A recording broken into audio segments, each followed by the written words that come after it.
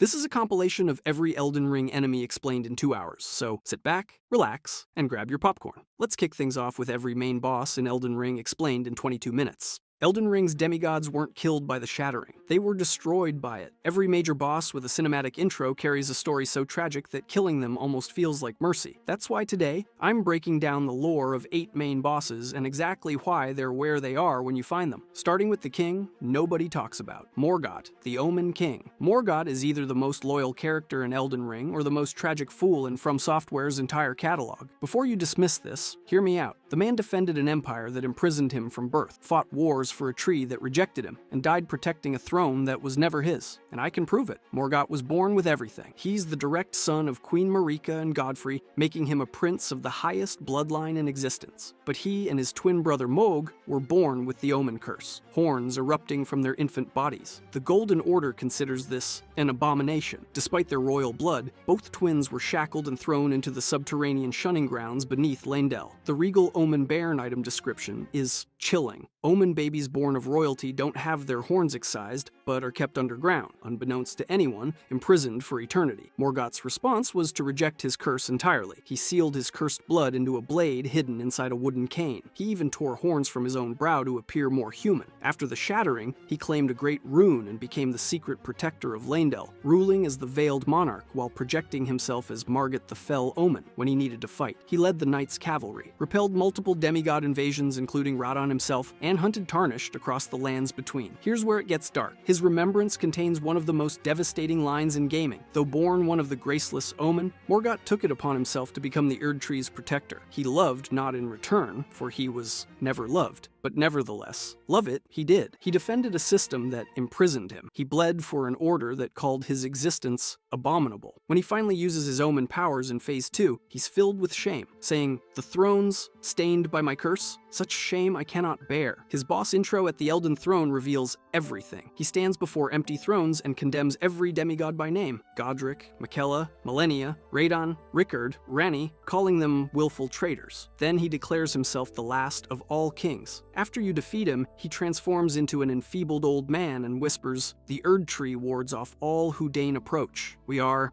all forsaken." Later, at the Ashen capital, his father Godfrey cradles his crumbling body and says, "Long and hard didst thou fight." It's the only tenderness Morgott ever receives, and it comes when he's already dead. But at least Morgott had principles, unlike the runt who decided stealing corpse limbs was the path to greatness. Godric the Grafted proves that being born into greatness means nothing if you're too weak to hold it. The man spent his entire existence compensating for diluted blood by stealing body parts from corpses. And here's the thing, everyone knew he was pathetic. Godric isn't a child of Marika. He's a distant descendant, generations removed from divine blood. The finger reader, Enia doesn't mince words. Godric the Grafted was but a distant relation, the runt of the litter. His response to weakness was the practice of grafting, severing limbs from defeated warriors and Tarnished, then fusing them onto his body. Walk into Stormvale Castle and you'll see the evidence everywhere. Severed limbs hanging from dining hall ceilings, dismembered corpses piled in corridors, the grafted scions, multi-limbed abominations that appear to be children's bodies with adult limbs grafted on. His history during the shattering is a masterclass in cowardice. When the demigods went to war, Godric hid among the womenfolk to flee Leyndell. He then cowered in Stormvale Castle specifically to avoid Radon. When Malenia marched south and Godric insulted her, she defeated him in battle. His response? He groveled for mercy instead of dying with honor. Kenneth Haight delivers the most brutal character assassination in the game. First, he hid himself amongst the womenfolk to flee the capital, then hid from Radon in that castle. Then he insulted Malenia, lost to her in battle, only to lick her boots rather than die like a man. The boss intro captures his delusion perfectly. He addresses a dead dragon impaled on a stake. "Mighty dragon, thou art a true-born heir. Lend me thy strength," then turns with absurd grandeur. "I command thee, kneel. I am the lord of all that is golden." Phase 2 is simultaneously iconic and pathetic. Wounded and desperate, he chops off his own arm with his axe, staggers to the dragon corpse, and grafts its severed head onto his bloody stump. Fire erupts. He screams to the sky. Forefathers, one and all, bear witness. It's a weak man destroying himself for stolen power. His remembrance reduces his life to one sentence. A feeble man sought power through the grotesque act of grafting. After his death, his own gatekeeper, Gostok, stomps on his severed head, saying, "What a pathetic excuse for a lord you were." The cycle completes when Nefeli Lu, implied to be Godfrey's true daughter, takes the throne of Stormvale, replacing the pretender with actual royal blood. But if you think grafting corpses is disturbing, wait until you see what Heartbreak did to the most powerful sorceress in the world, Renala, Queen of the Full Moon. Renala is proof that in Elden Ring, the most powerful beings aren't always destroyed by curses or war. Sometimes they're destroyed by love. She was a mortal astrologer who encountered the full moon in her youth and was forever changed. Her lunar magic bewitched the entire academy of Raya Lucaria, making her its master. She led the elite Glintstone Knights and established the House of Caria as royalty. She fought Radagon's golden armies to a stalemate across 2 wars. She was one of the most powerful beings in the lands between. Then Radagon left her. When Godfrey was banished, and Marika needed a new consort, Radagon abandoned Renala and returned to the Erdtree. Before leaving, he gave her an amber egg containing the great rune of the unborn. The Academy saw their queen was broken and revolted. She was locked in the Grand Library. She retreated into madness, cradling the amber egg and obsessively practicing imperfect rebirth on her students, the Sweetings, who now crawl across the library floor singing to protect her. Their memories fade with each cycle. They're born frail and short-lived. She murmurs to them like a mother, "Hush, little Culver. I'll soon birth thee anew, a Sweeting fresh and pure." The fight itself reflects her state. In Phase 1, Renala cannot fight at all. She floats passively in a golden bubble while her Sweetings sing. You must shatter the bubble to reach her. After Phase 1, Ranni's voice cuts through. "Upon my name as Ranni the Witch, mother's rich slumber shall not be disturbed by thee." Phase 2 takes place in an illusory moonlit sea, a vision of Renala, as she once was, conjured by her daughter to protect her. The real Renala never fights. She cannot. She's beyond fighting. What makes this so compelling is that her destruction came from something profoundly human. Not a curse, not an outer god, but a broken heart. In a game of cosmic horror and divine warfare, the most powerful sorceress alive was undone by love, and critically, you don't kill her. After the illusion fades, Renala sits quietly in her bassinet, calling to her Sweetings. She then offers you rebirth services, her curse becoming your tool. The great mystery is whether Radagon truly loved her. Given that Radagon is Marika, the entire relationship takes on an unsettling dimension. He swore love, fathered 3 children, then walked away when duty called. The Red Wolf of Radagon still guards the Academy, a gift from a husband who never returned. But at least Renala's tragedy was inflicted on her. The next demigod chose his destruction, and what he became is still eating corpses in the desert. Starscourge, Radon. Radon is the gravity around which Elden Ring's emotional core orbits. Son of Radagon and Renala, sibling to Ranni and Rykard, he inherited his father's red hair and was fiercely proud of it, unlike Radagon, who despised it. From his youngest years, he idolized Godfrey, the first Elden Lord, adorning his red lion armor with golden lions in Godfrey's honor. He modeled his entire identity on the warrior king ideal. The detail that made the community fall in love with him is this. As Radon grew to titanic size, the largest demigod in human form, his beloved horse Leonard could no longer carry him. Rather than abandon Leonard, Radon traveled to Celia and mastered an entire school of gravitational magic under an alabaster lord, solely so he could reduce his own weight enough to keep riding his scrawny steed. His remembrance confirms it. The Red Lion General wielded gravitational powers which he learned in Celia during his younger days, all so he would never have to abandon his beloved but scrawny steed. With that same gravity magic, Radon challenged the stars themselves and won. He held back the movement of the entire cosmos, freezing the fate of the stars, and, by extension, the destinies of Ranni and Miquella. The Starscourge heirloom reads that the mightiest hero of the demigods confronted the falling stars alone and crushed them, sealing the very fate of the stars. Then came the Battle of Aeonia. Millennia marched into Caelid to confront him. They were evenly matched, 2 titans at the peak of their power. In desperation, Millennia broke her unalloyed gold needle and unleashed the full force of the scarlet rot, blooming the Aeonia flower. She whispered into his ear, "Miquella awaits thee, O promised consort." The rot consumed all of Caelid, transforming a flourishing region into a festering wasteland. Radon survived, but the scarlet rot devoured his mind. The mightiest demigod was reduced to a feral beast, mindlessly wandering the corpse-strewn desert, eating the bodies of friends and foes. His feet rotted away, his armor corroded. He howls instead of speaking. Radon is the only shard-bearer with no spoken dialogue during his boss fight. He is beyond words. Yet, even in total madness, two things endure. First, his subconscious still holds back the stars with gravity magic. Second, he never eats Leonard. Somewhere in the ruins of his mind, the man who learned an entire magical discipline for his horse still protects his companion. His loyal soldiers, unable to bear watching their general suffer, organize the Radon Festival, a recurring event that attracts warriors from across the lands between, seeking someone strong enough to give him a mercy killing. Castellan Jaren, his oldest friend, hosts the festival and explains its purpose. The fight itself takes place across the largest boss arena in From Software history, with up to 6 NPC summons fighting alongside you in a chaotic war against a mindless god. There is no cutscene. Radon is simply visible in the distance, already firing gravity-charged arrows. Phase 2 begins when he launches himself skyward and returns as a flaming meteorite, crashing down like the very stars he conquered. When Radon dies, the stars resume their movement. A massive meteorite crashes into Limgrave, opening a chasm to Nokron Eternal City. The entire game world changes. Director Miyazaki has cited Radon's fight as his personal favorite in the game. In the DLC, Miquella resurrects Radon by placing his soul into Mohg's dead body, creating promised consort Radon, the final boss of Shadow of the Erdtree. He is restored to his prime, but now fights with Omen Horns and Bloodflame alongside his gravity magic. Whether he acts of his own will or under Miquella's charm is left deliberately ambiguous. But if you think a warrior reduced to madness is tragic, wait until you see the man who fed himself to a snake on purpose. Rykard, Lord of Blasphemy. Rykard proves that the most horrifying transformations in Elden Ring aren't curses, they're choices. Before the Shattering, Rykard served as a ruthless justiciar for the Golden Order, commanding inquisitors who persecuted heretics. He discovered ancient serpent-worshipping traditions at Mount Gelmir and adapted their magma hexes into new sorceries. He participated in the Night of Black Knives alongside his sister Ranni, receiving the Blasphemous Claw as insurance against discovery. When the Shattering came, Rykard rejected the Golden Order entirely. He didn't want to rule the old system. He wanted to destroy it and devour the gods. To achieve this, he made a calculated decision. He fed himself to the god-devouring serpent, a primordial creature dwelling within the volcano. By merging with the serpent, he gained immortality and the power to grow endlessly through consumption. His remembrance is blunt. Rykard took the form of a giant serpent that he might devour, grow, and live eternally. Before his transformation, Rykard offered his consort Tanith, a dancer from a foreign land, a tonic of forgetfulness to erase her memories, sparing her the horror of what he would become. She refused. "My lord, there could be no greater distress than to forget you." She was the only human to remain by his side after the merge, and she built the Recusant system at Volcano Manor, a pipeline for recruiting tarnished champions, testing them through assassination contracts, and ultimately feeding the strongest to the serpent. Every Recusant quest leads to the Maw. The Phase 2 transition is unforgettable. After depleting the serpent's health, Rykard's human face emerges from the creature's neck, squinting at you with the disdain of a god disturbed by an insect. He reaches into the serpent's mouth and draws out the blasphemous blade, a massive sword covered in writhing human remains. Then comes the speech. "Join the Serpent King. As family together, we will devour the very gods." The blasphemous blade's description reveals what family means. Remains of the countless heroes he has devoured writhe upon the surface of this blade. Now they share the same blood, bound together as family. The darkest epilogue belongs to Tanith. After Rykard's defeat, she vanishes. If you return to the boss arena, you find her crouched over his corpse, devouring his flesh, murmuring, "Dear Rykard, please find purchase within me. I wish to be your serpent, your family." This scene persists for the rest of the game. And upon his death, Rykard whispers, "A serpent never dies." His corpse begins regenerating. But if you think feeding yourself to a snake is the most disturbing boss transformation, wait until you meet the warrior who's been blind since birth and has never lost a fight. Malenia, Blade of Miquella. Malenia is widely considered the hardest boss in Elden Ring's history and among the most difficult in all of gaming. Her lore justifies that difficulty. She is an Empyrean, a candidate to succeed Marika as the vessel of a god, born alongside her twin brother Miquella to Radagon and Marika, who are the same being. Because they are children of a single god, both twins were cursed. Miquella with eternal childhood, Malenia with scarlet rot ravaging her body from birth. The rot is not a disease, but the essence of an outer god that seeks to use Malenia as its vessel. The rot cost Malenia her eyes, her right arm, her left leg, and part of her right leg. She has been blind since birth. Her brother Miquella crafted her golden prosthetic limbs and the unalloyed gold needle, a device that held the rot at bay but could never cure it. The legendary blind swordsman who once sealed the outer god of rot became her master, teaching her the flowing blade techniques that gave her wings of unparalleled strength. Despite her affliction, she became the greatest warrior in the lands between, earning her famous declaration, "I am Malenia, Blade of Miquella, and I have never known defeat." Her battle with Radon and Khalid is the pivotal event of the Shattering's endgame. Evenly matched, she made a terrible choice. She broke the gold needle and unleashed the full power of the Scarlet Rot, nuking Khalid and reducing Radon to a feral beast. Millicent, her daughter, actually a bud born from the Aeonia flower, explains what this cost. Malenia abandoned her pride to match Radon. She sacrificed the dignity and self-control that had defined her resistance to the rot. She fell into a coma. Her loyal, clean-rot knight Finlay carried her unconscious body solo across the entire lands between back to the Haligtree, one of the most heroic acts in the lore, mentioned only in a single Spirit Ash description. She now sleeps at the Haligtree's base, awaiting Miquella's return. She doesn't know that Mog has already abducted Miquella from the tree. Everything she fought for, every sacrifice, every bloom of rot, was to protect a brother who is already gone. The boss fight itself is a two-phase ordeal. Phase 1 features her iconic waterfowl dance and a unique mechanic. She heals with every attack that connects, even through blocks. Phase 2 triggers one of the game's most dramatic transformations. The Scarlet Rot erupts. She rises with enormous butterfly wings of intertwined hair and rot, and she opens with the Scarlet Aeonia dive bomb that annihilates most unprepared players. The Scarlet Aeonia incantation warns, each time the scarlet flower blooms, Malenia's rot advances. It has bloomed twice already. With the third bloom, she will become a true goddess. Whether Phase 2 represents the second or third bloom remains debated. Notably, the game displays demigods slain upon her defeat, not gods slain. Her dying words reveal where her heart always was. "Oh, dear Miquella. Oh, dearest Miquella, my brother. I'm sorry. I finally met my match. The great irony is this. The servants of Rot worship her and pray for her ascension to godhood. Malenia never wanted it. She fought the Rot her entire life. The greatest warrior in the world defined herself not by her power, but by her resistance to it, and by her devotion to a brother who was already planning to use her enemy as his consort. But if you think waiting for a brother who's already gone is tragic, the twin who actually took him built an entire dynasty on stolen love and never realized he was being used. Mog, Lord of Blood. Mog and Morgott share the same origin. Twin sons of Marika and Godfrey, born cursed as omens, imprisoned beneath Leyndell for their entire youth. But where Morgott rejected his cursed blood, Mog embraced it. Deep underground, he made contact with the Formless Mother, an outer god of blood who ignited his accursed blood with flame, granting him the power of blood flame magic. One theory suggests the communion was possible because an omen horn grew inside his skull and perforated his right eye. Contact with outer gods in Elden Ring often requires blindness. After the Shattering, Mog escaped his imprisonment, claimed a great rune, and established an underground domain at Mogwyn Palace. He recruited followers, the Bloody Fingers, Sanguine Nobles, and the War Surgeon Varay, and built the infrastructure for a new dynasty to replace the Golden Order that rejected him. His plan centered on one act of terrible ambition. Mog traveled to Miquella's Haligtree and kidnapped the sleeping Empyrean, tearing him from his cocoon while Malenia lay comatose at the tree's base. He brought Miquella to his palace, submerged the cocoon in blood, and attempted to raise the young Empyrean to full godhood with himself as consort and monarch. His remembrance is haunting in its futility. Wishing to raise Miquella to full godhood, Mog wished to be his consort, taking the role of monarch. But no matter how much of his bloody bedchamber he tried to share, he received no response from the young Empyrean. His boss intro is one of the game's most disturbing cinematic moments. Mog rises from a pool of blood, reaches out, and gently holds Miquella's pale hand extending from the cocoon of the Empyrean. He releases it tenderly. "Dearest Miquella, you must abide alone a while." Then he turns to you with genuine warmth. "Welcome, honored guest, to the birthplace of our dynasty." The contrast between his gentleness toward Miquella and his violence toward the player is deeply unsettling. The Phase 2 transition features his iconic Nihil mechanic. 3 chanted incantations that place blood rings on you, followed by a ritual that deals massive damage per ring while healing Mog. He then sprouts massive wings and becomes airborne for the remainder of the fight. If he kills you, he declares, "Miquella is mine and mine alone." Here's where it gets worse. Shadow of the Erdtree reveals that Mog was unknowingly secretly enchanted by Miquella. The young Empyrean's supernatural charm may have manipulated Mog's obsessive devotion from the start. Miquella may have orchestrated his own kidnapping. After you kill Mog, Miquella uses Mog's corpse as the vessel to resurrect Radon as promised consort Radon, the DLC's final boss. Mog was born rejected by his parents, built an empire on stolen love, and was ultimately discarded by the very being he worshipped, his body repurposed as a shell for someone else's champion. He was used at every stage of his existence, but at least Mog made choices, even if they were manipulated. The final boss is literally two beings trapped in one body, fighting a civil war that destroyed the world, Radagon and the Elden Beast. The final boss of Elden Ring is not a single entity, but a theological argument made flesh. Radagon and Queen Marika are two personas sharing one body, the game's central revelation, discoverable by casting the incantation law of regression on a hidden statue in Leyndell, which transforms from Radagon's image to Marika's with the message, Radagon is Marika. Radagon's history reads as a champion's journey. He appeared as a red-haired warrior leading a golden host against Renala's Carian forces. After two inconclusive wars, he repented, married Renala, and fathered Ranni, Radon, and Rykard. He studied sorcery at the academy. Then Godfrey was banished, and Radagon left Renala to become Marika's second consort and the second Elden Lord. The Radagon icon talisman reveals his aspiration. As the husband of Renala, the red-haired Radagon studied sorcery, and as the husband of Queen Marika, he studied incantation. Thus, did the hero aspire to be complete. His union with Marika, who is himself, produced Miquella and Malenia, both Empyreans cursed by the self-incestuous nature of being children of a single god. Radagon despised his own red hair, which he shared with the fire giants. His origins before the Liurnian Wars remain genuinely mysterious. The tragedy of Radagon and Marika is a war fought inside one body. Marika grew disillusioned with the Golden Order. She engineered the Tarnished's exile and return, charged the blacksmith Hugh with forging a god-slaying weapon, and ultimately shattered the Elden Ring with her hammer. Radagon, the Leal Hound of the Golden Order, immediately tried to repair it with the same hammer, and failed. Marika's contempt for his devotion is palpable in her words about becoming shattered together. As punishment, the Greater Will's vassal, the Elden Beast, imprisoned both personas inside the Erd Tree, crucified on a structure resembling a giant rune arc. When the Tarnished burns the Erd Tree and enters, the final confrontation begins with one of the game's most powerful cutscenes. You find Marika suspended in golden shackles, broken and still. She is released, and upon hitting the ground, her golden hair turns red, her body shifts, and Radagon takes control. He rises, takes up Marika's hammer, and attacks without a single word of dialogue. This silent resolve, the last defender of a broken order, fighting for a cause that may not deserve defending, gives the battle its weight. After Radagon falls, the Elden Beast emerges from within his body, consuming his remains and transforming them into the sacred relic sword. The arena shifts to a vast, ethereal water plane beneath a cosmic sky, the interior of the Elden Ring itself. The beast is a translucent, star-filled creature resembling a cosmic whale dragon, the living incarnation of the concept of order. The incantation Elden Stars confirms its origin. Long ago, the Greater Will sent a golden star bearing a beast into the lands between, which would later become the Elden Ring. Defeating both phases allows the Tarnished to mend the Elden Ring according to their chosen ending, restoring, reforming, or fundamentally transforming the world order. The fight represents the entire power hierarchy of the lands between stripped bare. First the devoted champion, then the cosmic authority itself. Every ending begins in the ruins of what they defended. Shadow of the Erd Tree isn't a DLC about fighting bosses. It's a DLC about the people Marika tried to erase. Every major boss in the Land of Shadow is someone she used, discarded, or destroyed to build her Golden Order. Today we're breaking down all 8 of them, and everything they reveal about the world you thought you knew, starting with the one she buried deepest, Messmer the Impaler. Messmer is the most well-written character From Software has ever put in a DLC.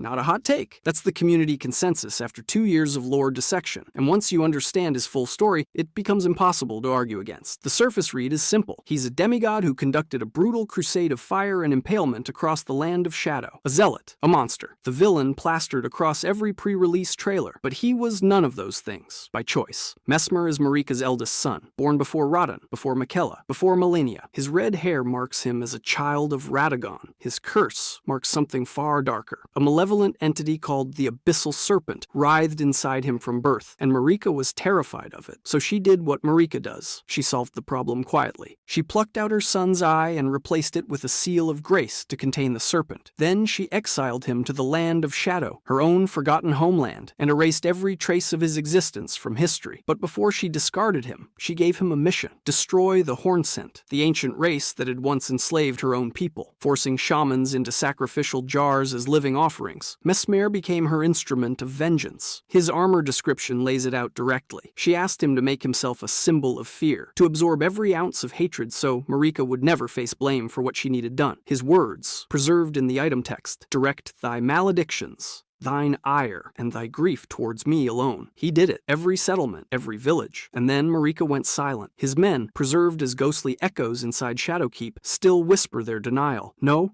such a thing is utterly inconceivable. We have not been abandoned. But they were. The letter was never coming. When you finally push Mesmer to the edge, he tears Marika's seal out of his own eye socket and embraces the abyssal serpent he spent centuries suppressing. His dying words are a direct curse against his mother, a son who spent his whole life as a loyal weapon, finally understanding he was never loved. But at least Mesmer always knew who he was suffering for. R'hllana willingly walked away from everything she had for a war that was never hers. R'hllana, Twin Moon Knight. R'hllana is the DLC's best-kept secret, and I mean that literally, because she kept herself a secret. Before she ever picked up a sword in service of Mesmer, she was a Carian princess, Renala's twin sister. Let that land. The woman guarding Castle Ensis is the sister of one of the base game's most iconic characters, and 0 people knew she existed. She erased herself from the Academy of Raya Lucaria's records so completely that the community missed her entirely until the DLC launched. She chose to disappear. She and R'hllana shared a childhood memory, 2 young girls watching the twin moons overlap in the night sky, nestled against one another. That moment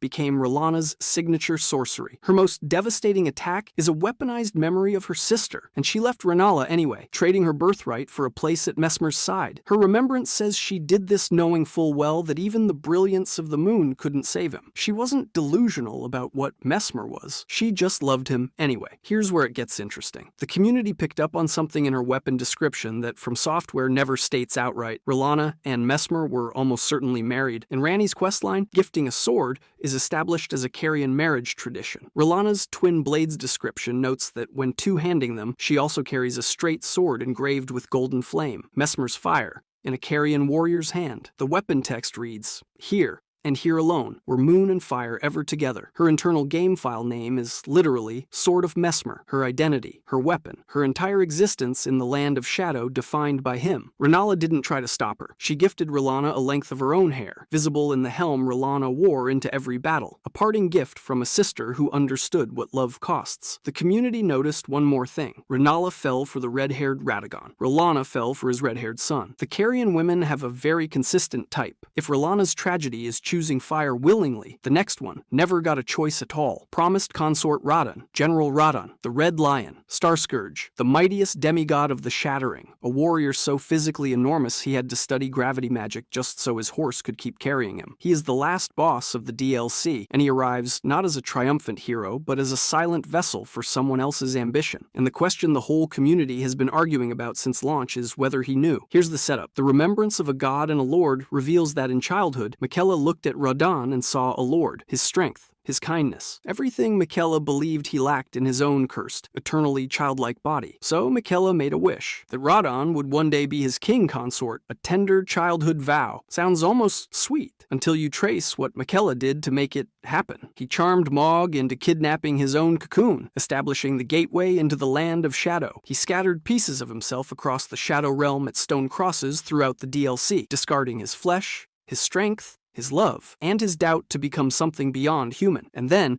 he sent Millennia to Caelid, not for territory, not for politics. The young lion's armor text is direct about it. When Millennia let the rot flower bloom in Aeonia, Radon heard a murmur. Miquella awaits thee, O promised consort. The Battle of Caelid, the most legendary conflict in the entire game's history, the event that poisoned a whole region and left 2 demigods broken, was an assassination order. Millennia was sent to kill Radon so Miquella could transport his soul to the land of shadow. and place it into Mohg's corpse as a vessel. 2 years of base game lore, completely recontextualized by one item description. The consent debate splits the community hard. Those who believe Radahn agreed point to the childhood vow, the word promised, and the fact that after Miquella later discards his great rune breaking all his charms, Radahn keeps fighting rather than stopping. Those who believe it was manipulation point to the fact that Radahn never speaks a single word in the entire DLC, not one line. In a game full of dying confessions and final monologues, the strongest warrior who ever lived goes to his end in complete silence. Miquella claimed to be building a kinder world than his mother's. He used every tool his mother invented to do it. Not every force in this DLC operates through manipulation and loyalty, though. Some are just pure destruction, and nobody represents that better than the dragon who tried to end everything before any of this started. Bael the Dread. Every other boss in this DLC has a sympathetic angle, a tragedy, a manipulation, a love story gone wrong. Bael has none of that. He is just a monster, and he might be the best boss in the whole thing because of it. Bael is a primordial dragon, not ancient in the way the other dragons are ancient. He predates the Erd Tree. He predates Placidusax's empire. He was there before nearly everything, and what he chose to do with that time was challenge Dragon Lord Placidusax himself for supremacy over all dragonkind. He lost. Sort of. Their battle was mutually catastrophic. Bael lost both of his winged arms, his back wings, and his left leg. Placidusax lost at least 2 of his 4 heads. Neither one destroyed the other. Bael fled to the jagged peak, deep in the land of shadow, and has been sitting there ever since, propping his shattered body on the stumps of his destroyed wings, festering. But here's the detail that stopped the community cold when they first saw it. Placidusax's severed dragon heads are still physically embedded in Bael's back. You can see them during the fight, the bite marks of a dragon lord from an age nobody alive remembers, still visible thousands of years later in the flesh of the creature they couldn't kill. From Software told you the entire history of this war without a single line of dialogue. You just have to look. Placidusax's response to Bael's betrayal is what makes his story recontextualize the base game entirely. He created Dragon Communion, the entire magic system players used for hundreds of hours across the full game, hunting drakes and consuming their hearts for power, was invented as a weapon of vengeance against one specific traitor. Florisax, an ancient dragon who takes human form, traveled to the Grand Altar specifically to recruit mortals into this hunt. 2 years of Dragon Communion builds, and the whole time it was just Placidusax's grudge. Bael is also the only boss in the DLC that resists even in death. His heart item reads that the throbbing continues after consumption, never weakening, and that one day the fire within will consume its devourer entirely. He loses the fight and still promises to win eventually. What makes Bael legendary isn't just his lore. It's Egon, a crippled, half-mad NPC who can summon into the fight and spend the entire boss screaming, "Curse you, Bael," at the top of his lungs. The community compares it to Ahab and the Whale. It carries. But if Bael is the DLC's most unambiguous evil, the next boss is its most unbearable tragedy. Midra, Lord of Frenzied Flame. Midra is the only boss in this DLC where the player is unambiguously the villain. Not a gray area, not a tragic necessity. You walk into his house, you break what was holding, and you are the reason he falls. Before any of this, Midra was a respected Hornsent scholar. He lived in a grand manse surrounded by the abyssal woods with his companion Nanaya. At some point, he made contact with the Frenzied Flame and attempted to become its lord. He failed. He wasn't strong enough, and that failure is what destroyed his life. When the Hornsent Inquisition found out, they came for him. His servants were executed, their headless bodies still lining the path to his home. The Inquisitors drove the great sword of damnation through Midra's right eye, a barbed golden blade whose thorns spread through his entire body from the inside, suppressing the Frenzied Flame while inflicting continuous, permanent agony. The weapon description notes,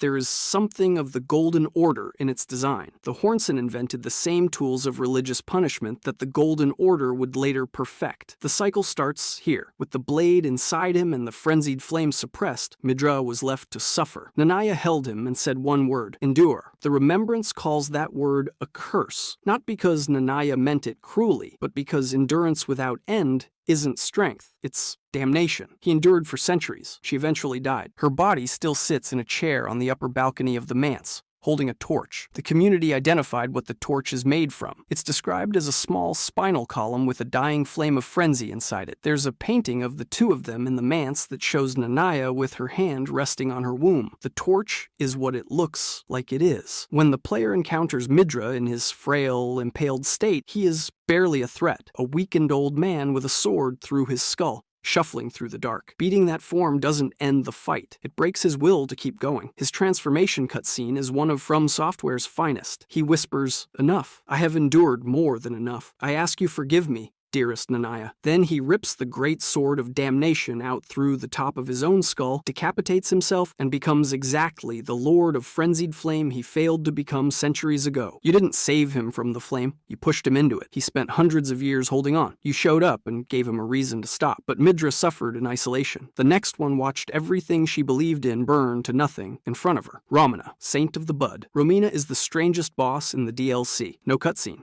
No dialogue, no voiced lines at all. Despite fully voiced cut content existing in the game files, she is the only mandatory remembrance boss who says nothing, shows nothing, and explains nothing. Her silence is the most deliberate creative decision in the entire expansion. It makes sense once you understand what she is. Romina isn't a character who wants to be heard. She's a consequence. She was once an attendant of the Church of the Bud, a Hornsent holy site. The Bud symbolized spiritual growth and purification. This predates the Scarlet Rot entirely. Her incantation descriptions describe her butterfly summoning attacks as something that was once considered a sacred act of purification. The Church of the Bud was about healing. It had nothing to do with decay. Then Messmer's crusade arrived. His cleansing fire didn't distinguish between combatants and clergy. The church burned. Her faith burned with it. Her remembrance captures the exact moment everything changed. In the crumbling, burning church, Romina held a bud in speechless silence. That bud became her blade. In the ruins of everything she believed in, she found a twisted, divine element, the power of the outer god of rot, and she wove it into what would eventually become the Scarlet Rot, a purification rite transformed into the most devastating plague in the history of the lands between. Messmer didn't create the rot, but he created the conditions that did. The connection to millennia runs deeper than it first appears. The Rotten Butterflies incantation states that the scarlet butterflies,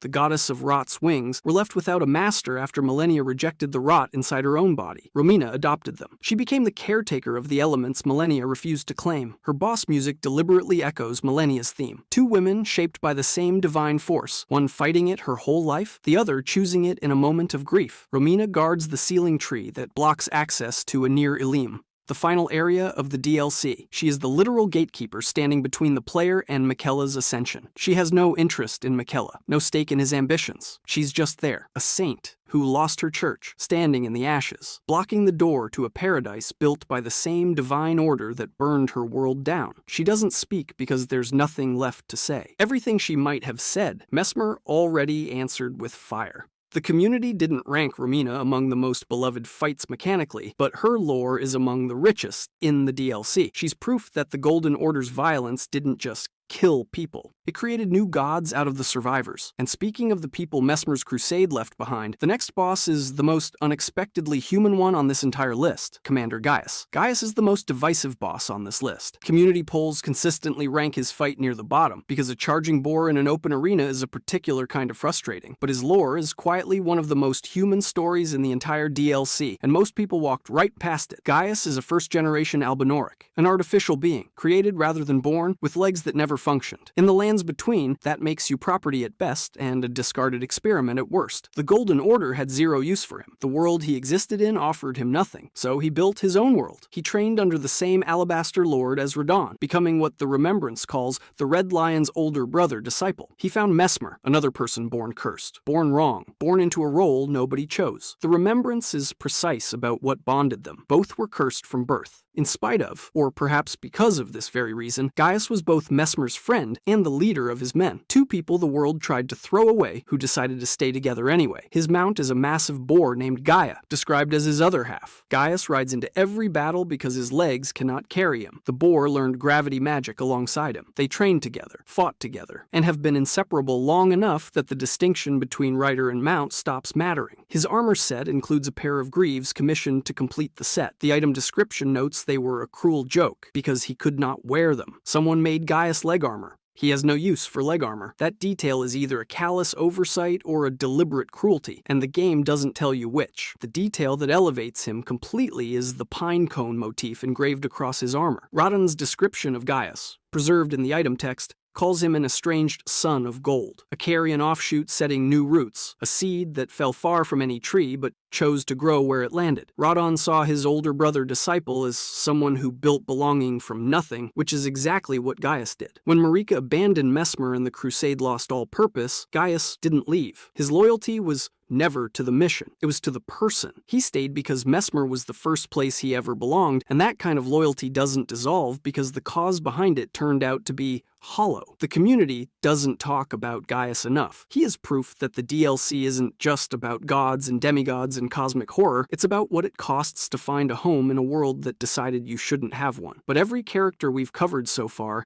exists in the shadow of two people. And the final boss is what happens when both of those people refuse to stay in theirs, the Scadutree Avatar. Before you can reach Radon, you have to go through this. And most people treat it as a checkpoint, a big tree enemy between them and the real finale. But the Scadutree Avatar is the thesis statement of the entire DLC made into a boss fight, and understanding what it actually is changes how every single section of this video lands. The Scadutree is not just a tree. Director Miyazaki confirmed that the title Shadow of the Erd Tree contains a hidden meaning. The Scadutree is the shadow cast by the Erd Tree. Yes, but it is also the shadow of what the Erd Tree once was before Marika turned it into an instrument of order. Every act of ordering, purifying, and erasing that built the Golden Order generated a corresponding darkness. The Shadow Realm is where that darkness accumulated. The Scadutree grew from it. The Japanese text describing the tree goes further. It states that the Scadutree was born of dark notions that bear no sense of order, that twist and bend its stock, rendering it brittle. The word translated as notions refers specifically to thoughts or feelings from an active consciousness. The Scadutree grew from Marika's guilty mind, her suppressed grief over Mesmer, her shame over the Hornsent, her fear over everything she buried. The Shadow Tree is literally her unprocessed guilt given physical form, rooted in the exact geographical position where the Erd Tree stands in Leyndell. Same location, different realm. The Dark Mirror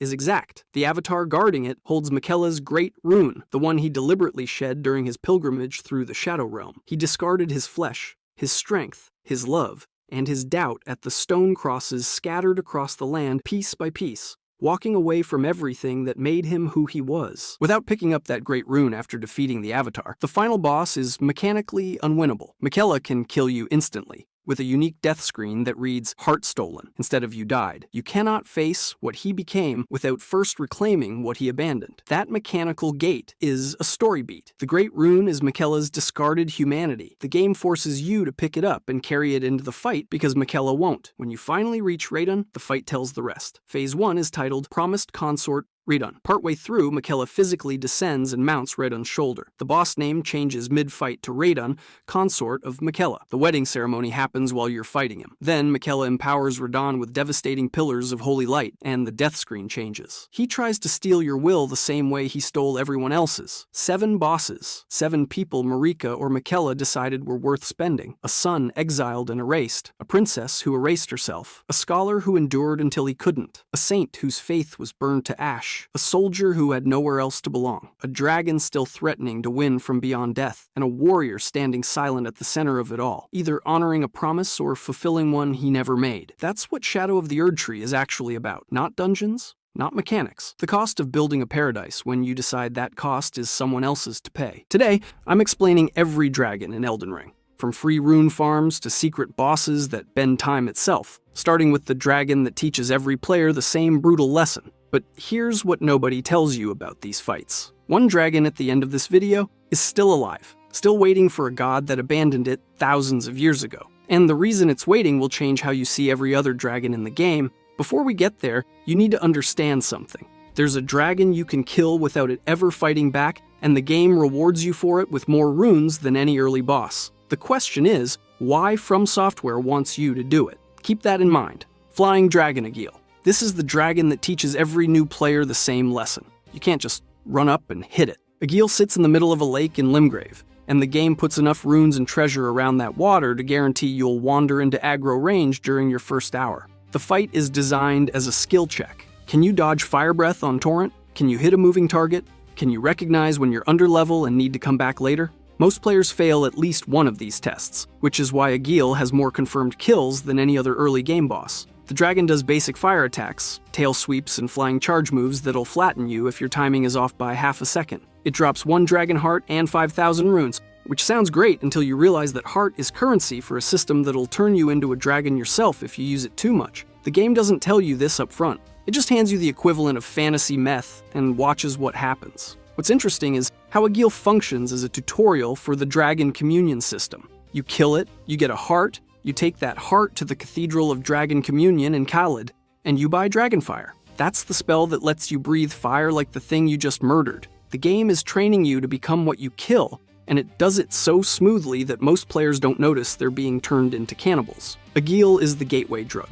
Every dragon after this is just another hit, another heart, another step toward becoming the thing you're hunting. And From Software knows exactly what they're doing. They put the first dragon in the starting area, made it beatable with starter gear, and guaranteed that every player would get a taste of that power before they understood the cost. The lore around a Gil is thin because it's a modern dragon, which in Elden Ring terms means it's a nobody. It's not tied to any questline, it doesn't have special dialogue, it's just a wild animal defending territory. But that's the point. A Gil represents the bottom rung of what dragons have become. No more god kings, no more ancient wars, just a creature with wings trying to survive in a world that's moved on. The game uses it as contrast. This is what dragons are now. Keep playing if you want to see what they used to be. But if a Gil is the tutorial, why does the game put something 10 times easier right next to it? The answer has nothing to do with balance. Elder Dragon Grail. Grail is the biggest dragon in the game and also the easiest kill you'll ever get. It doesn't fight back. This thing sits on a hill in Dragonbarrow surrounded by 5 smaller dragons, completely immobile,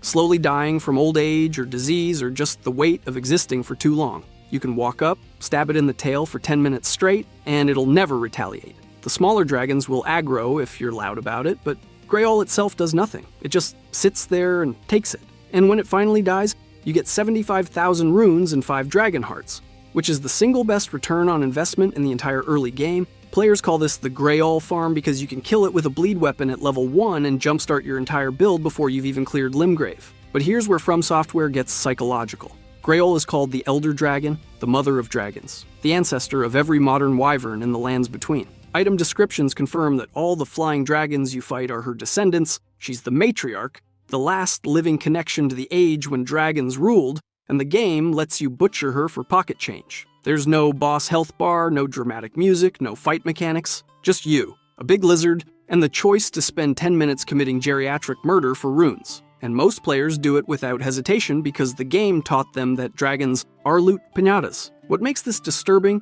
is how the game frames it. Grail isn't hostile. She's not guarding treasure or blocking progress. She's just existing. And the game puts a giant pile of runes on her corpse as incentive. It's a test of player morality that most people fail because they don't realize it's a test. The 5 smaller dragons nearby are her children, and they're aggressive because they're protecting her. You're not fighting a boss. You're slaughtering a dying mother in front of her kids while they watch, and then you're taking her hearts to a cannibal church to buy magic powers. The game never stops you. It just watches, and then it uses those 5 hearts to lock higher-tier Dragon Communion spells behind a kill count.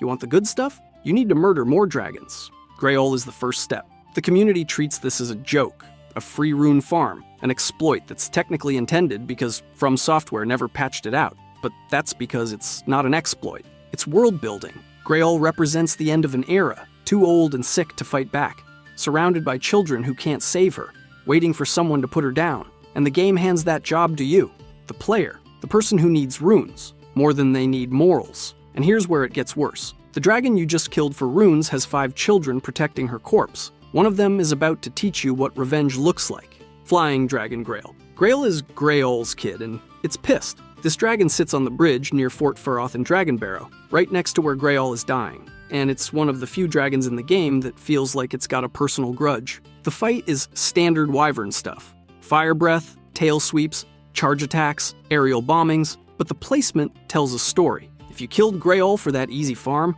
Grail is still there, still alive, still defending the area like it doesn't know its mom is already dead. Or maybe it does know, and it's staying anyway because that's what you do when your entire species is going extinct. You don't run. You hold the line until someone kills you too. Grail drops 1 dragon heart and 80,000 runes, which is a massive jump from Magil's 5,000. The game is scaling rewards based on how much of a threat the dragon is, and Grail is positioned as a mid-game check. You're supposed to fight this after you've got some levels, some decent gear, and some experience dodging fire. but because it's right next to the Grail farm, a lot of players stumble into it while they're still early game, underleveled and overconfident from cheesing the Elder Dragon. Grail punishes that. It's fast, it's aggressive, and it doesn't give you the breathing room that other dragons do. What's interesting is how this dragon connects to the larger theme of dragon extinction. Grail is one of 5 lesser dragons protecting Grail, and all 5 of them are functionally identical. Same moveset, same drops, same AI patterns. The game isn't trying to make them unique. It's trying to show you that modern dragons are mass-produced, identical, disposable. They're not individuals anymore. They're just copies of the same fading genetic line, and killing one is the same as killing any of them. It's efficient game design that doubles as storytelling. The ancient dragons were gods with names and histories. The modern ones are footnotes, and Grail is just one of many. The fight itself is nothing special unless you're doing it early, in which case it's a wall. Fire damage will shred you if your armor is weak, and the dragon's mobility means you can't just face tank and heal through it. You need to learn the dodge timings, abuse Torrent's double jump, and aim for the head to maximize damage. It's a mechanics check disguised as a lore encounter, and it works because the game has already trained you on a Geel. Grail is just a Geel with bigger numbers and a better location. Grail dies defending its mother, and you take its heart just like you took hers. But there's a dragon in Khalid that isn't protecting anything. It's suffering from something worse than death, and the game expects you to spread that suffering to everything else. Decaying Exix. Exix is what happens when a dragon gets scarlet rot and decides to share. This thing sits on the highway south of the Kid Miner Erdtree, rotting in real time, and it's one of the most visually disgusting dragons in the game. The model is covered in decay, leaking rot buildup with every attack, and the fight is less about dodging fire and more about managing a status effect that'll kill you in seconds if you let the meter fill. Exix breathes rot clouds instead of fire, and those clouds linger on the ground, turning the entire arena into a hazard zone. You can't just spam dodge and hope for the best. You need to position carefully, keep moving, and carry items that cure rot, or you're going to die to chip damage after the fight ends. The lore here connects to Malenia, the Scarlet Rot demigod who nuked Khalid during her fight with Radahn. The entire region is infected, and Exix is one of the casualties. It's not a villain, it's a victim. A dragon that got caught in a divine temper tantrum, and now it's dying slowly while spreading the same infection to everything nearby. The game doesn't frame this as tragic. It frames it as a fight. Exix is hostile, it's guarding a bell bearing that unlocks smithing stones, and the game expects you to kill it for loot. But the subtext is there if you're paying attention. This is a creature suffering from a wound it didn't ask for, and your job is to put it down like a sick animal. Exix drops 1 dragon heart and 38,000 runes, plus the scorpion stinger that teaches you the rot breath spell. That's the entire loop in one fight. Kill the dragon, take its heart, learn its power, become the thing you killed, and the game makes it efficient. The rot breath spell is one of the best early game tools for melting bosses because most enemies in Elden Ring don't have rot resistance. You can inflict the same suffering Exix is experiencing onto everything else, and the game rewards you for it with faster kill times and easier fights. It's power through cannibalism, and From Software makes it feel natural. What's wild is how this fight teaches players to respect status effects.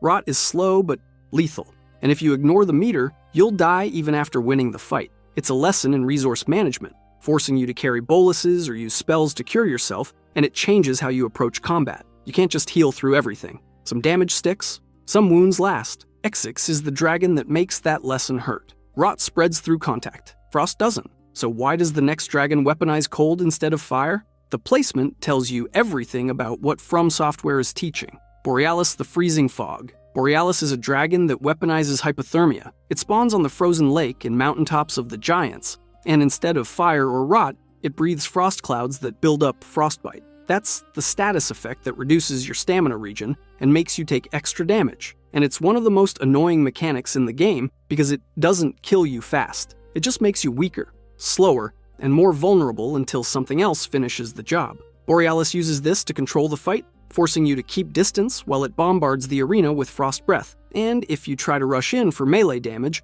the frostbite meter fills, and you're suddenly moving like you're stuck in mud. The fight is tedious if you're not prepared. You need ranged attacks or a fast weapon that lets you hit and retreat, and you need warming stones or fire damage to clear the frostbite buildup. The game is testing your adaptability, making sure you can't just use the same strategy for every dragon. And Borealis is the skill check for status resistance. It drops 1 dragon heart and 100,000 runes, which is a huge reward for a fight that's more annoying than hard. The real prize is the spell you buy with its heart.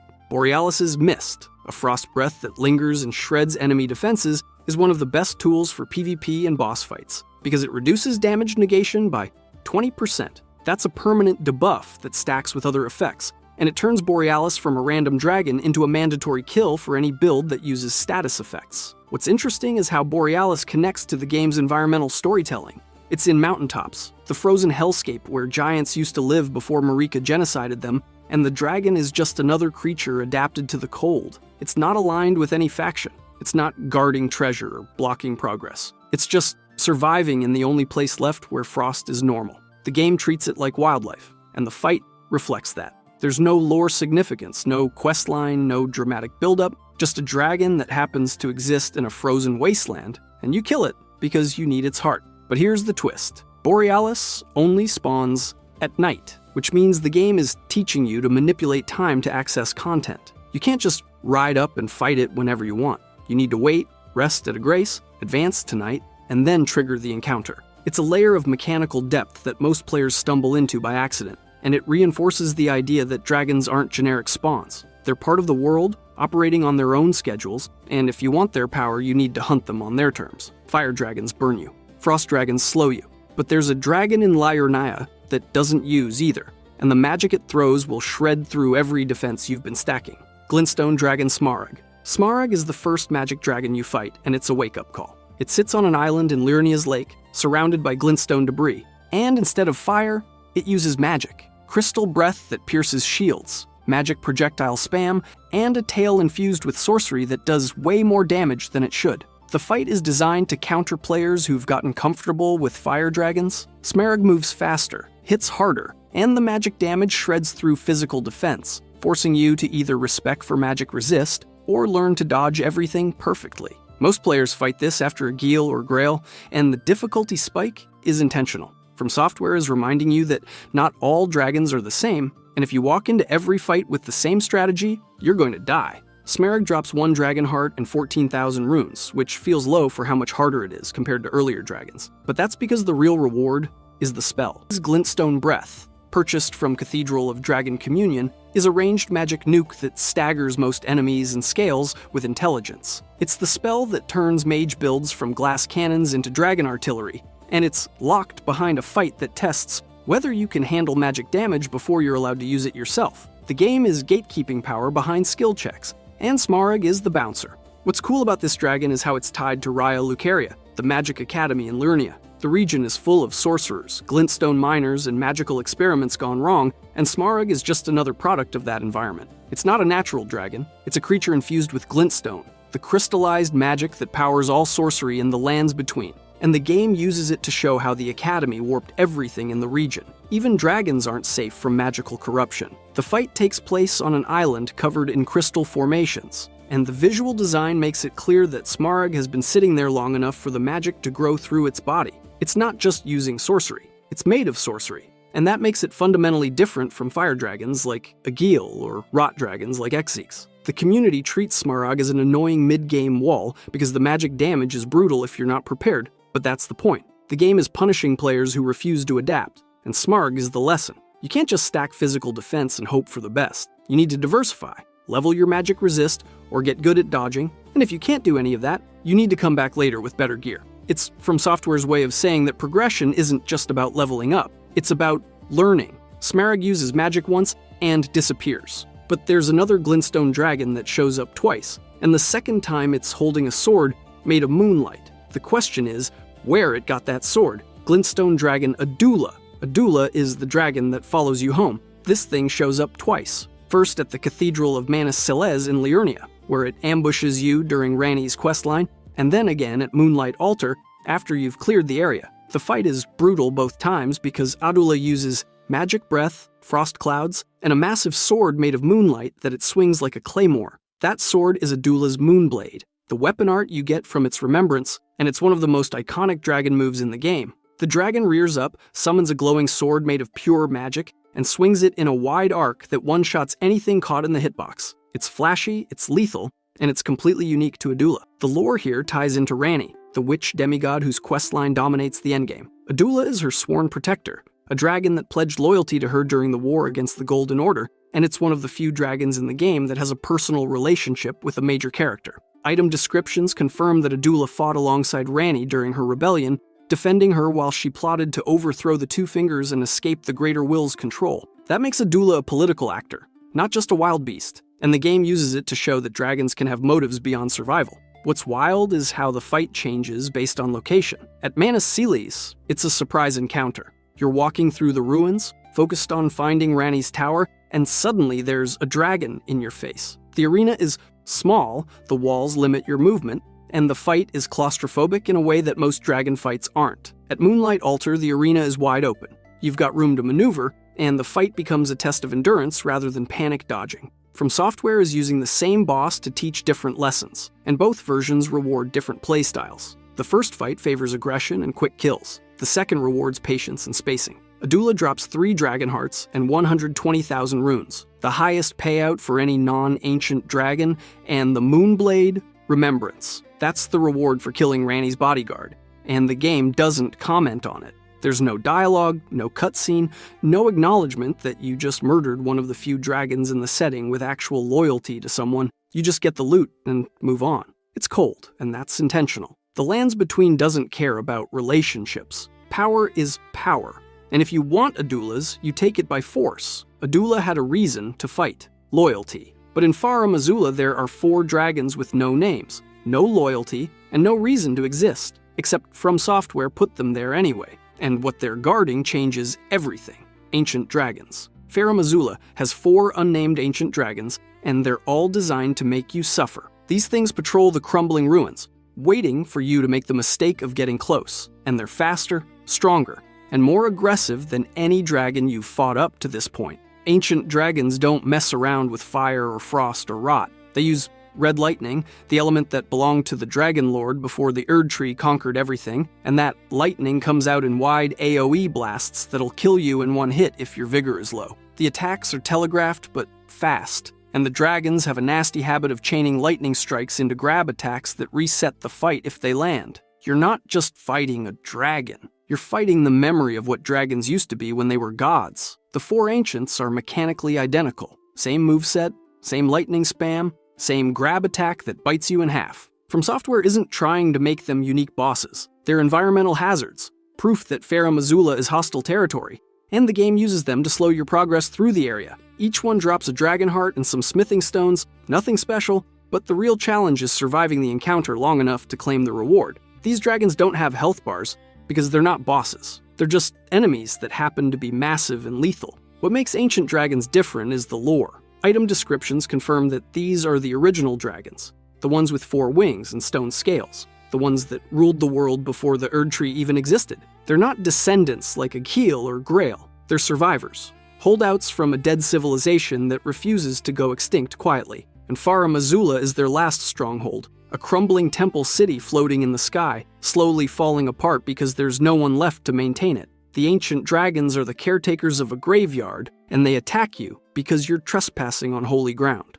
But here's where it gets interesting. The game never explains why these dragons are still alive. Farum Azula exists outside of time, a pocket dimension where past and present overlap, and the dragons might be stuck in a loop. They're not aging, not evolving, not adapting. They're just repeating the same patrol routes, attacking the same intruders, defending a city that's already dead. It's tragic, if you think about it. These are the most powerful dragons in the game, and they're trapped doing busy work in a ruin that nobody else cares about. 4 nameless dragons patrol a crumbling city, but hidden behind them is a dragon with 5 heads, except 3 of them are missing, and the reason they're missing is standing on a mountain in the DLC, still alive, still angry. Dragon Lord Placidusax. Placidusax is the dragon that broke time. This thing is hidden in Farum Azula, tucked behind a secret path that requires you to lie down in a specific spot and wait to be teleported to an arena outside reality. And when you get there, you're fighting a 5-headed dragon that used to be the Elden Lord before the Erd Tree existed.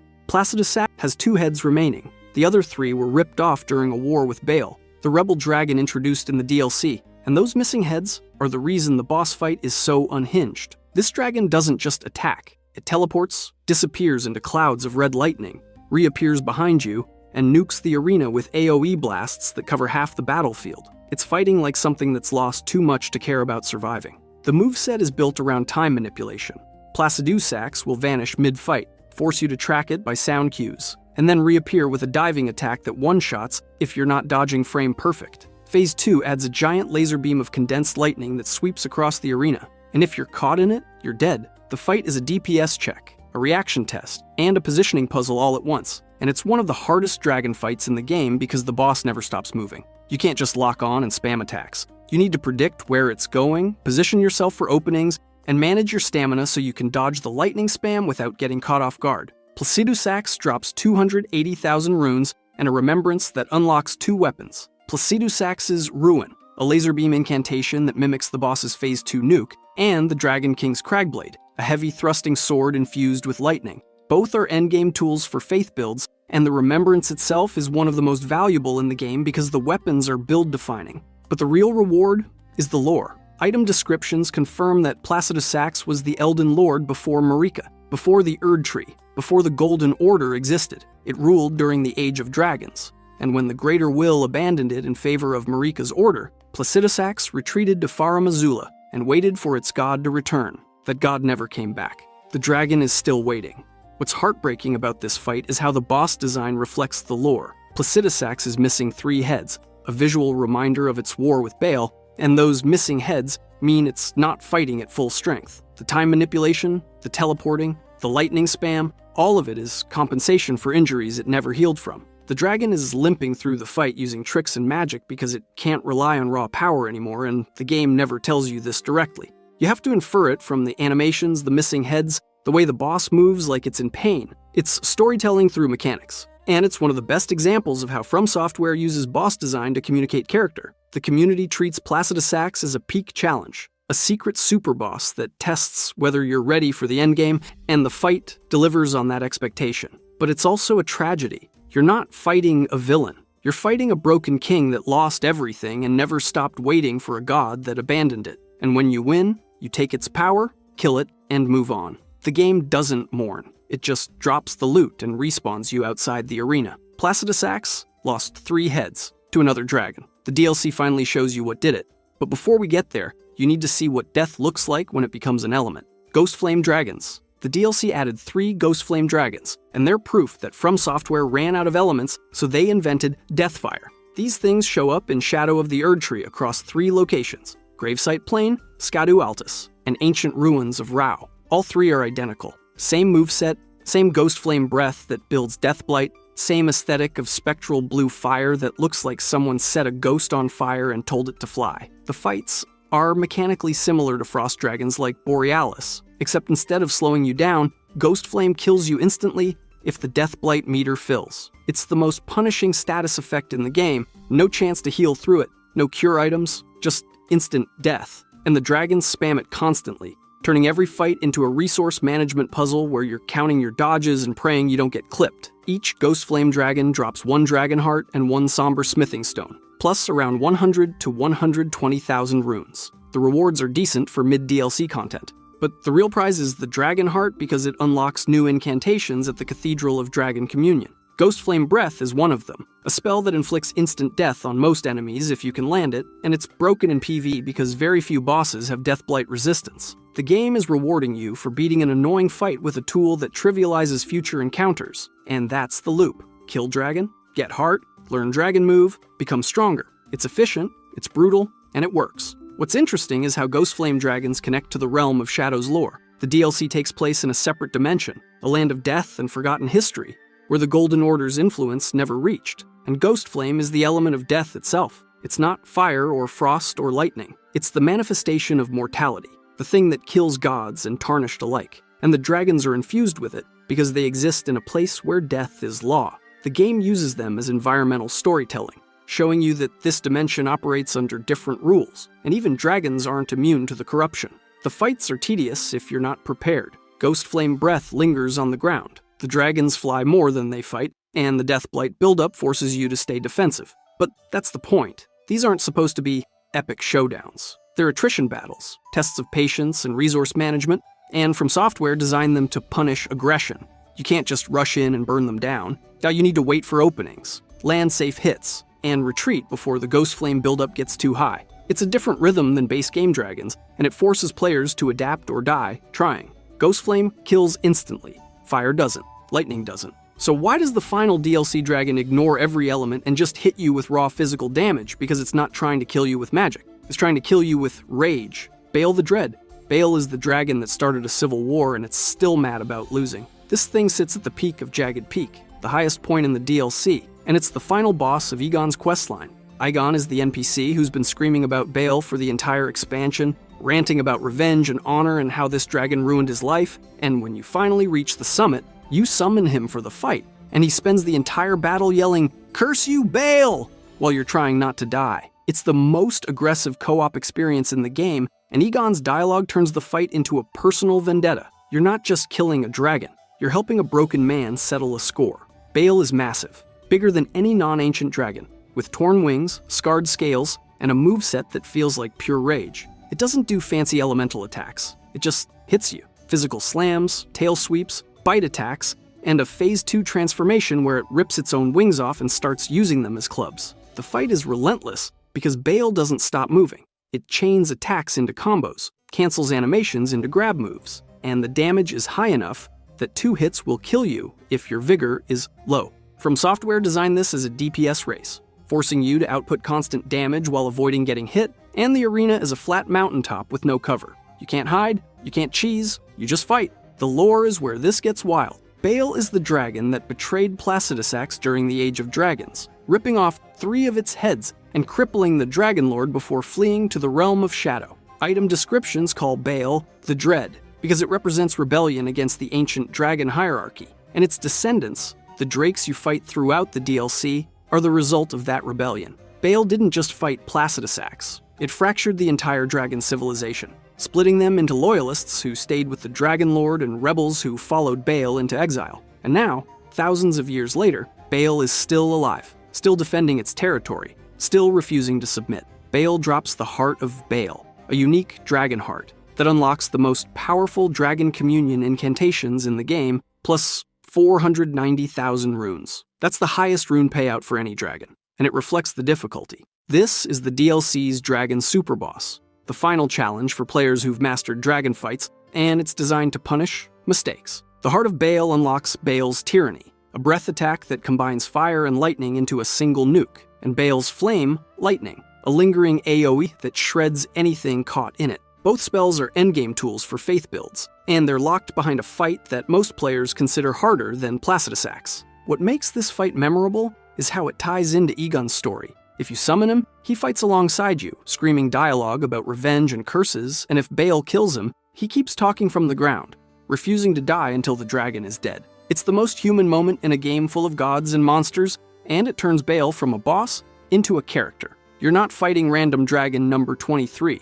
You're fighting the thing that broke Egon's life, and when you win, Egon's questline ends with him finally letting go. The game uses a dragon fight to tell a story about obsession, revenge, and what happens when you finally get what you want. It's subtle, it's effective, and it's buried under layers of screaming and fire breath. Bale ripped off Placidusax's heads and fled to the realm of shadow. But there's a dragon that did the opposite. It stayed with the Golden Order, learned to shapeshift, and the community still can't decide if that makes it a traitor or a survivor. Ancient dragon Lanceax. Lanceax is the dragon that learned to be human. This one shows up as both a ghost and a real fight. First at the abandoned cave in Caelid, and then again at the Altus Plateau near the capital. Unlike most dragons, Lance takes human form, appearing as a golden projection that speaks to you before transforming back into a dragon for the actual fight. The lore explains that Lance was one of the ancient dragons that sided with the Golden Order during the war against the dragons, and it learned to shapeshift as part of its integration into human society. It's one of the few dragons in the game that actively chose to work with the Erdtree instead of fighting it, and that makes it a traitor in the eyes of other dragons. The fight is unique because Lance uses red lightning in human form, throwing spears and bolts before transforming into full dragon mode for Phase 2. The moveset combines ancient dragon mechanics with lightning incantations, creating a hybrid fight that tests both your dragon dodging and your ability to handle spell spam. It's not the hardest dragon, but it's one of the most interesting because of how it blends forms. The game is showing you that dragons aren't locked into one shape, and that adaptability is what allowed some of them to survive the transition from the Age of Dragons to the Age of the Erdtree. Lanceax drops 1 dragon heart and a decent rune payout, plus the ability to buy Lance's glaive from the Cathedral of Dragon Communion. That's the Lightning Spear incantation, a ranged weapon art that lets you throw red lightning like the dragon does. And it's one of the best faith tools for PvP because it's fast and hard to dodge. The game is rewarding you for killing a shapeshifter by giving you one of its tricks, and that's the pattern. Every dragon you kill makes you more like them, and Lanciax is proof that even the ancient ones aren't immune to that loop. What's interesting is how the community views this dragon. Because it's sided with the Golden Order, some players see it as a sellout, a dragon that abandoned its own kind for political safety. Others see it as pragmatic, a survivor that recognized the age of dragons was over and adapted instead of dying with the rest. The game doesn't pick a side. It just presents the facts through item descriptions and lets you decide. And when you kill Lance, you're ending that debate by force. It doesn't matter if the dragon was right or wrong. What matters is that you needed its heart. Lanciax chose the Erd Tree. Senesax chose nothing. It's just there, blocking a bridge. And From Software never explains why. But there's a dragon that made a different choice entirely. It chose friendship, and that choice destroyed it. Ancient Dragon Senesax. Senesax is the dragon nobody asked for, but From Software added anyway. It spawns in crumbling Farum Azula, hanging out near the bridge to the final boss, and it's mechanically identical to the other ancient dragons in the area. Red lightning spam, grab attacks, aerial bombings, all the standard ancient dragon tools. The game doesn't differentiate it from the 4 unnamed ancients except by giving it a health bar and a name, which suggests that Senesax has some narrative importance that the game never explains. Item descriptions don't mention it. NPCs don't reference it. It's just there, blocking your path, waiting to be killed. The fight is tough because it's positioned late in Farum Azula, where the game expects you to have endgame stats and fully upgraded weapons. Senesax hits hard enough to two-shot most builds, and the red lightning AoE covers huge sections of the bridge, leaving very little room to dodge. It's a spacing puzzle more than a mechanics test, forcing you to manage positioning while avoiding fall damage from the bridge's narrow walkways. And because it's an ancient dragon, it has the stone scales that reduce physical damage, which means you need elemental weapons or high DPS to kill it in a reasonable time frame. Senesax drops 1 dragon heart and a pile of runes, nothing special compared to Placidusax or Bale, and the community treats it as filler content. It's not a memorable fight. It's not tied to any questline. It's just another dragon in a game that already has too many dragons, and From Software threw it in because they needed one more obstacle before the endgame. But that's also the point. Not every dragon needs to be special. Some of them are just obstacles, environmental hazards that exist to slow your progress and force you to spend resources. Senesax is functional, and that's enough. What's odd is how the game handles ancient dragon placement. Farum Azula has 5 ancient dragons total, 4 unnamed and Senesax, but only Senesax gets a boss health bar. That suggests it was supposed to have more significance, maybe a connection to Placidusax, or a role in the war against Bale, but that content either got cut or was never developed. The game leaves breadcrumbs that don't lead anywhere, and players are left speculating about what Senesax was supposed to be. It's unfinished storytelling, or maybe it's intentional ambiguity. With From Software, it's hard to tell. Senesax has no story, but the next dragon has too much story. It's been fighting inside someone's nightmare for years, trying to save a friend who's already dead, and you're about to end that fight permanently. Lich Dragon Fortisax. Fortisax is the dragon that refused to let go. This thing guards Godwyn's corpse in the deep-root depths, stuck in a nightmare defending a friend who's already dead, and it's one of the most tragic bosses in the game. The lore explains that Fortisax was Godwyn's closest ally during the Age of the Golden Order, a dragon that pledged loyalty to the demigod and fought alongside him during the wars. When Godwyn was assassinated and his soul died, leaving his body to rot into the Prince of Death, Fortisax tried to save him by entering his dreams and fighting off the Deathblight corruption. It failed. Godwyn became a cancerous tumor that infects the lands between, and Fortisax is still there, still fighting, still trying to save someone who can't be saved. The fight takes place inside Godwyn's dream, a black void filled with red lightning and death roots, and Fortisax uses every ancient dragon trick in the book. Lightning breath, AoE nukes, grab attacks, teleporting slams, and Phase 2 adds death lightning that applies Deathblight buildup. It's one of the hardest dragon fights because the arena has no cover and the boss never stops attacking. You're fighting a dragon that's been battling for years without rest, and the desperation shows in the moveset.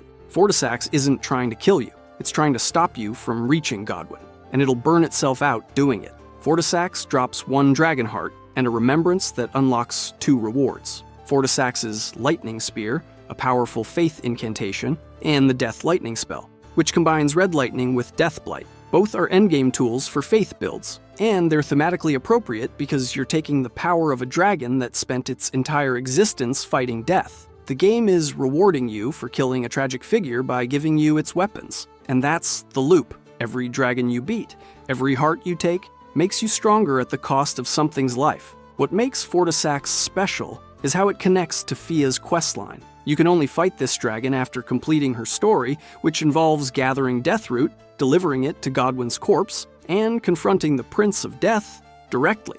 Fortisax is the guardian of that confrontation, the final obstacle before you can claim the Mending Rune of the Death Prince, and the game uses it as a skill check. If you can beat Fortisax, you're strong enough to handle the endgame.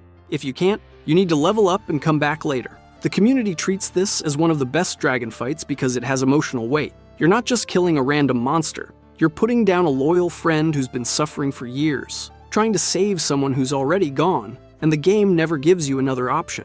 There's no way to spare Fortisax. There's no dialogue where you explain that Godwyn is beyond saving. You just fight, you win, and the dragon dies still believing it failed. It's brutal, and it's effective storytelling through boss design. Bleed dogs. It's a dog. A gross, rotting, blood-soaked dog, and it might be the most mechanically broken enemy in the base game. These dogs show up in areas like Mogwyn Palace, and they inflict hemorrhage buildup on every single bite. That alone would be annoying. But here's the thing, you almost never fight just one. Pack encounters are the standard. 3, 4, sometimes 5 of these things swarming you at once while your bleed meter fills up faster than you can roll away. But here's where it gets truly broken. A well-documented bug made their lunge attack register multiple hits in a single frame rather than just once. Not a normal bite, a continuous damage cascade. One jump could proc bleed instantly and kill you from full health before you could even react. The community called them bleed dogs, and that name stuck for a reason. The worst part? Players still debate whether this bug was ever fully patched. Reports of instant deaths kept rolling in long after supposed fixes. Dogs across the entire Souls franchise are universally hated, but Elden Ring's bleed dogs are the absolute peak of that frustration. A joke enemy on paper, a death sentence in practice. But if you think a pack of bleed dogs is bad, wait until something swoops down from above with knives strapped to its feet. Warhawk. Nobody has ever died to a warhawk and thought, wow, what a great fight. These oversized bladed birds sit on elevated perches throughout Stormvale Castle, waiting to dive at you from angles where your camera becomes your worst enemy. They're not dangerous, they're not scary, they're just annoying, and they know it. Here's the thing about warhawks. Their health pools range from 176 HP at the Divine Tower all the way up to 1,656 HP in the mountaintops of the Giants. That's the same enemy requiring wildly different levels of commitment to kill depending on where you find it. A light breeze kills the early ones. The late game versions take actual effort. And for what? 0 reward, 0 satisfaction. But here's where it gets truly insulting. Warhawks are technically parryable on their melee attacks. You'd think that means you can punish them, right? Wrong. You cannot riposte them after a successful parry. Let that sink in. You nail the timing, you hear the parry sound, and then nothing happens. They're one of the few enemies in the entire game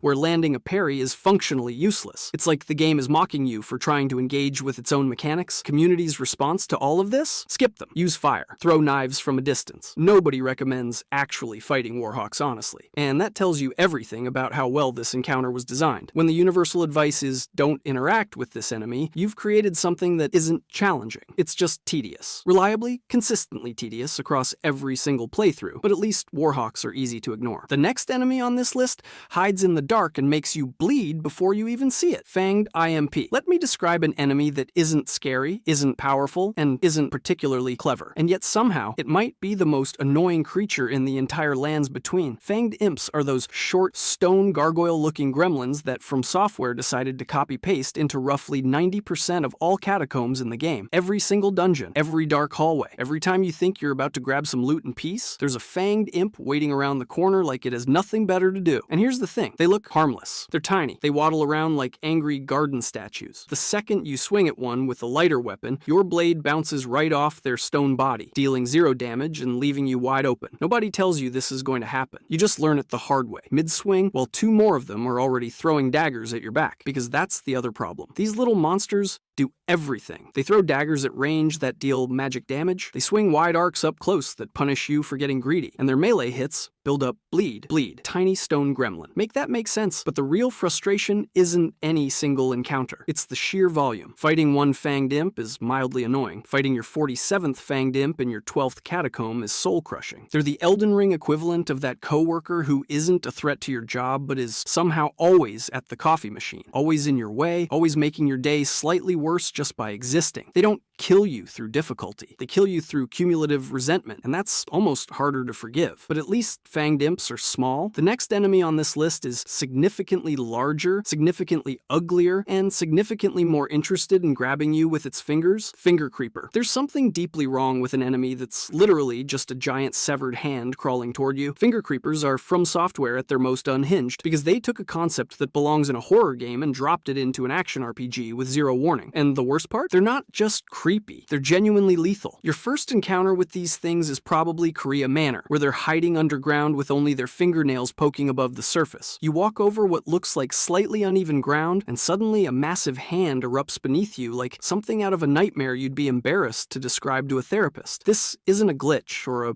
random spawn. It's intentional. The devs placed them specifically so you'd walk directly over them without noticing. But here's where it gets worse. One variant wears a gold ring on its finger and fires tracking gravity orbs that lock you in place. You can't move, you can't roll, and while you're standing there helplessly, the hand closes the gap and grabs you. That grab attack can one-shot players even at high vigor. It's not a scare tactic, it's a death sentence with extra steps. Now, the community figured out that fire damage stuns finger creepers for several seconds, throw a fire pot, swing a fire weapon, and they curl up like a spider on a hot stove. Problem solved, right? Except the stun doesn't always trigger. You hit them with fire, expecting the recoil animation, and nothing happens. They just keep crawling. Players doing exactly the right thing still get punished because the mechanic is inconsistent. That's what makes finger creepers uniquely frustrating. Most horror enemies in From Software games are atmospheric but mechanically simple. These are both terrifying and dangerous, and the one reliable counter sometimes just decides not to work. You can't even trust the solution. But at least finger creepers announce themselves eventually. The next enemy on this list doesn't give you that luxury. Lesser Kindred of Rot. Let's talk about an enemy that can kill you before you even start playing. That's not an exaggeration. The Lesser Kindred of Rot, those insect-like multi-armed glaive wielders scattered across Caelid and other rot-infested regions, have a documented ability to end your run on the very first frame of an encounter. And I mean the literal first frame. Here's how it works. You walk through the boss fog gate, screen is still loading in. Maybe you're summoning a spirit ash. Doesn't matter. The Pest Threads attack fires the instant you cross that threshold, and it hits for enough damage to one-shot most builds before your summon animation even finishes. You're dead before you can press a single button. That's not difficulty. That's a jump scare with a death screen. But even if you survive the opening ambush, good luck recovering. These things spread scarlet rot in wide area denial patterns while chaining multi-armed combos that stunlock you out of every defensive option. Rolling doesn't help because the next swing catches you mid-animation. Blocking doesn't help because the rot buildup ticks through your shield. Backing up doesn't help because the threads have absurd range. You're just stuck in a blender with zero recovery windows. Here's where it gets complicated. If you're running a faith build with holy damage, these enemies basically melt. A couple of incantations and the fight's over in seconds. If you're playing a standard melee build, the encounter feels genuinely punishing, borderline unfair. That's a difficulty gap wide enough to suggest the encounter isn't actually balanced. It's just wildly variable, depending on your build. The community debates whether the Kindred are overtuned or just punishing to specific playstyles. But here's the thing. Dying before your summon finishes appearing tends to end most debates pretty quickly. It's hard to argue skill issue when the game killed you before it let you play, but at least the Kindred give you a fog gate warning. Next enemy doesn't even give you that courtesy. Abductor Virgin. Up until now, every enemy on this list has been annoying for straightforward reasons. They hit too hard, they move too fast, they bleed you out in 2 seconds. The Abductor Virgin? This thing is hated for a completely different reason. It literally kidnaps you. These massive steel-clad machines patrol the halls of Raya Lucaria Academy and Volcano Manor, dragging spinning wheels and guillotine blade chains behind them like medieval torture devices on legs. And fighting them is already miserable. They close distance fast, their spinning attacks shred through shields, and their belly opens up like a snake mouth to grab you whole. But here's where it gets weird. If that grab attack kills you in Raya Lucaria, you don't respawn at your last site of grace. You wake up in a completely different area, an underground chamber beneath Volcano Manor with zero explanation for what just happened. Players assume the game broke. They think it's a soft lock. They panic, start sprinting around looking for an exit, and die 3 more times to enemies they weren't prepared for because they have no idea how they got there or where they are are. It's intentional. From Software deliberately buried a progression shortcut inside one of the most disorienting grab attacks in the entire game. Getting eaten alive by a mechanical nightmare is actually a fast travel mechanic. Let me explain how insane that is. Most players discover this feature only after multiple confused deaths. Before, nobody reads a grab attack and thinks, ah yes, this is a shortcut, but it gets worse. Later in the game, you fight 2 of them simultaneously. Lightning damage is your best bet, requiring roughly 5 Thunderbolt casts to break posture on either one. But good luck casting anything when 2 Iron Maidens are spinning at you from opposite directions. The community is split on whether hiding a progression path inside an enemy grab is brilliant game design or pure cruelty. But everyone agrees on one thing: the grab damage needs to be lower, and the double encounter is artificial difficulty at its finest. But at least the Abductor Virgin only relocates you. The next enemy on this list will make you wish relocation was the worst thing that could happen: Lesser Runebear. Let me be clear about something. Lesser Runebears are not regular enemies. They have the word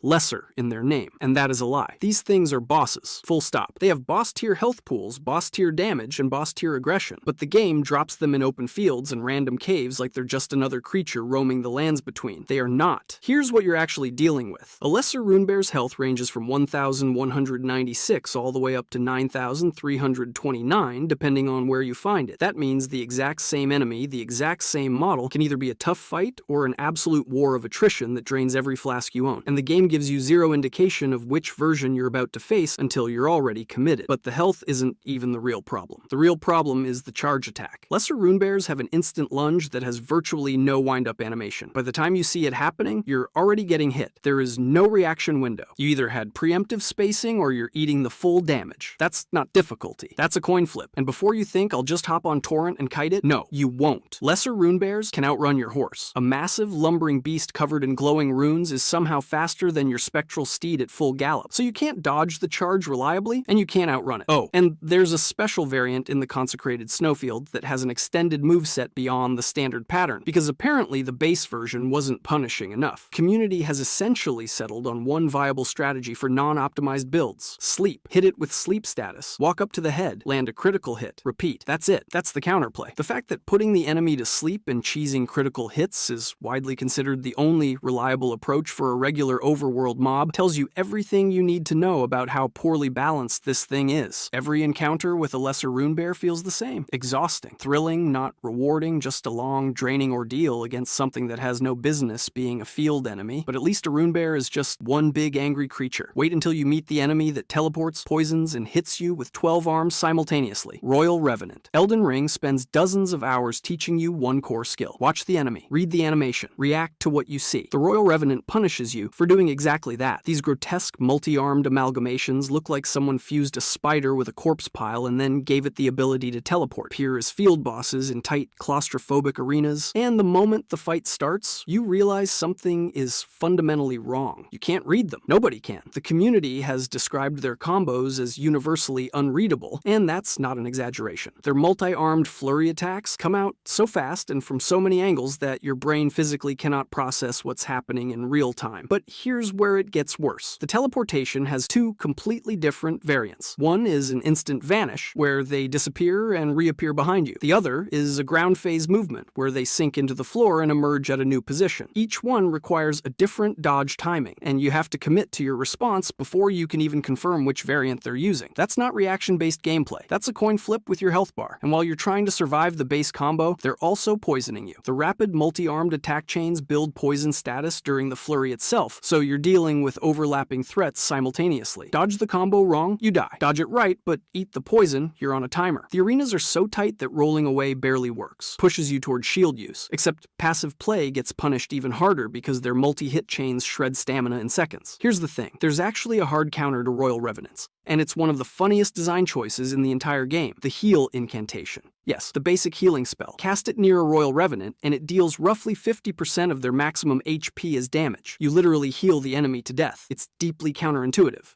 and almost zero players discover this without looking it up online because nothing in the game tells you that the solution to an unkillable nightmare is to cast a support spell on it. The Royal Revenant is the you can't react. You must predict philosophy taken to its logical extreme. Every instinct the game builds in you is wrong here, and the intended solution requires knowledge you'd never acquire through gameplay alone. That's not difficulty. That's a design philosophy arguing with itself. But at least the Revenant has a counter, even if it's absurd. The next enemy on this list doesn't even give you that luxury. Curseblade. Every enemy on this list has at least one thing that makes them unfair. Curseblades have everything. These masked humanoid nightmares showed up exclusively in Shadow of the Erdtree wielding wave-edged backhand blades called Curseblades Cirques, and from the moment players first encountered them, the complaints started pouring in. Not because they were hard, because they felt like they were playing a completely different game than you. Let me explain. Curseblades attack in long, flowing combo strings that feature built-in blood loss, true combos that chain together with zero gaps, and roll catches specifically designed to punish your dodge timing. Their offensive chains are nearly endless. You dodge one attack, and 3 more are already coming. You dodge those, and they're still swinging. There is no natural pause in their aggression where you're supposed to hit back. They just keep going. But here's where it gets genuinely broken. Curseblades have hyper armor on virtually all of their attacks. That means they can't be staggered out of their combos by your hits. Sounds like a tank enemy, right? Except they have